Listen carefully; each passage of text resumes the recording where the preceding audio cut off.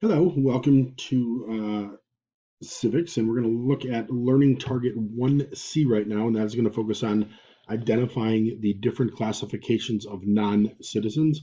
Doesn't seem like something that would be huge, but we need to understand that each and every one of us has a legal designation in terms of our citizenship or non-citizenship in the American government.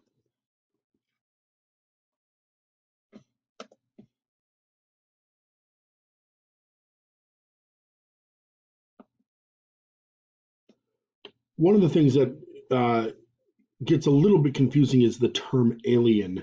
An alien, by definition, is not like the little green men we look at coming from Mars, but the legal term of alien is uh, anything that is foreign. A foreigner is technically considered an alien. And when we look at legal designation, the term alien is just a legal term for foreigner. So we have two types. We have illegal aliens who are in the country illegally, or resident aliens, those who are not citizens but are living legally in the country. So a resident alien is somebody that permanently lives in the United States. This could be people that have moved to the United States that are not at that point citizens or waiting for citizenship or have no intention of getting citizenship. A non resident alien is someone who expects to stay in the US for a short, very specific period of time. This could be somebody working in the United States from a foreign country. This could be, for example, something easy on college students that are over here taking classes in the United States that they have a very specific time to finish up their education and then they would go back to their home country.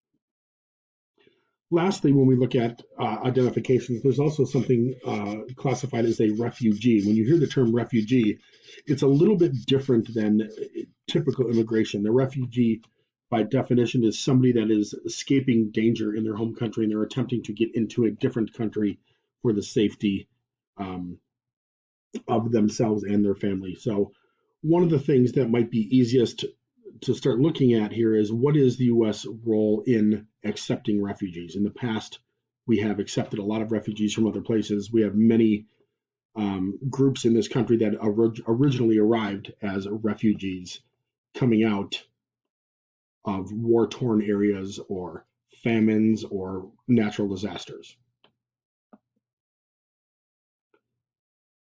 Learning at Target D, the first half, this is going to be split between today and tomorrow.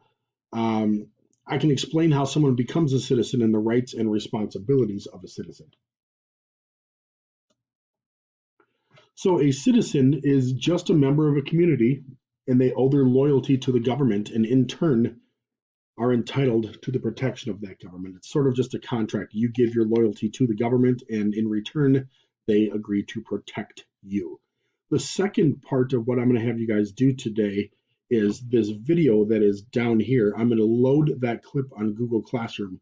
It's a 22-minute video. It's actually very good, and it looks at many different groups of um, non-citizens that are going through the citizenship process. And you're going to see all the different types of families that are coming, all of the different processes that they go through, and you'll actually get to kind of sit through a huge part of the process and hopefully in turn understand a little bit more about that. So when you finish listening to this portion of the video, drop in, look for the link on this on the Google Classroom and enjoy that video. You should have some questions to answer afterwards.